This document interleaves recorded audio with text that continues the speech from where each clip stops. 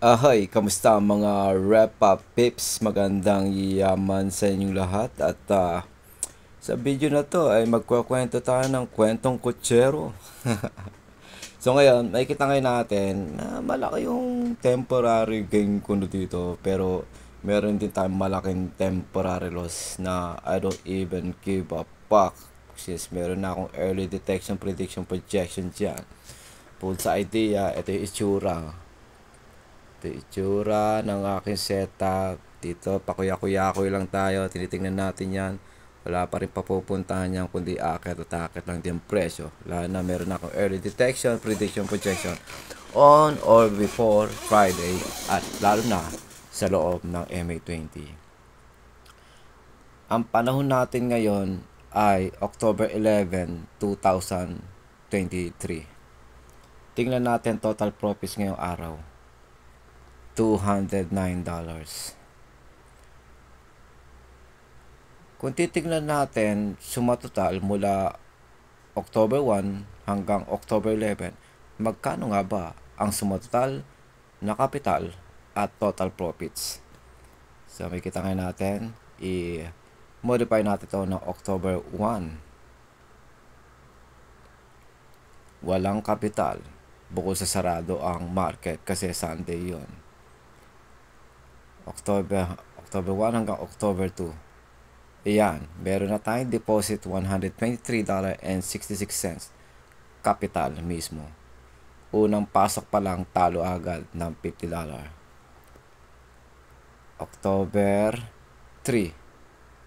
Boom, panalo. $55.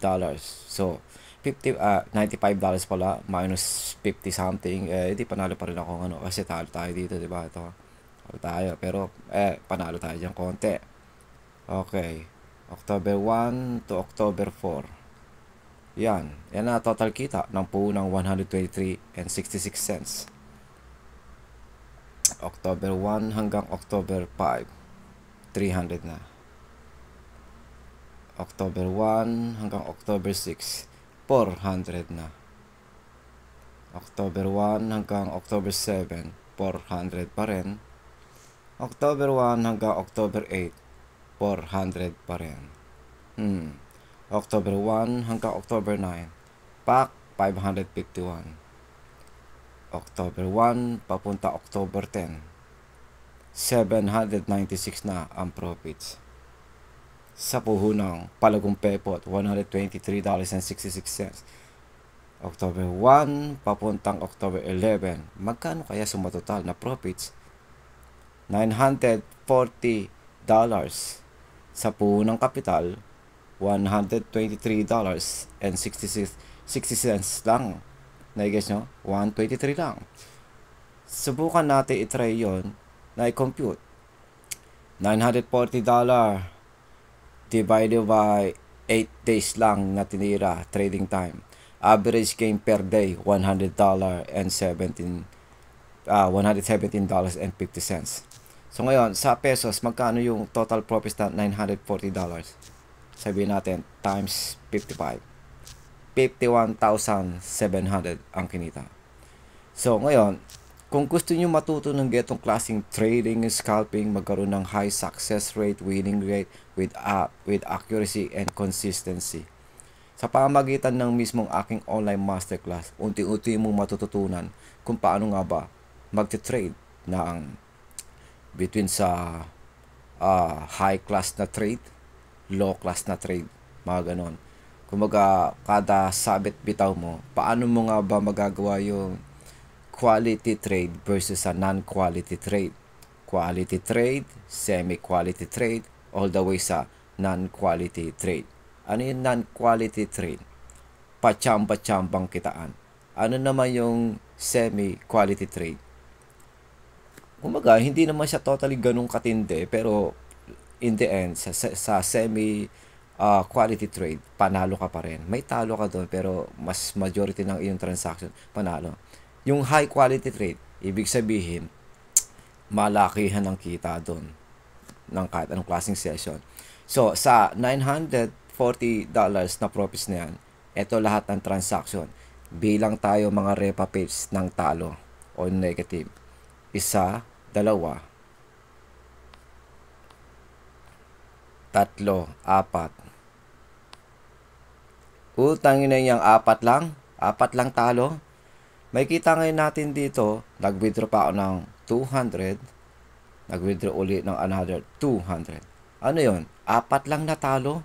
Ilan bang trade counts ito para panalunin ko sarili ko ng getong halaga sa loob ng 8 na araw? Sa loob ng 8 days, 51,700 pesos ang kinita. Ilang trade counts kaya ang katapat ng $940 na profits sa loob ng 8 araw?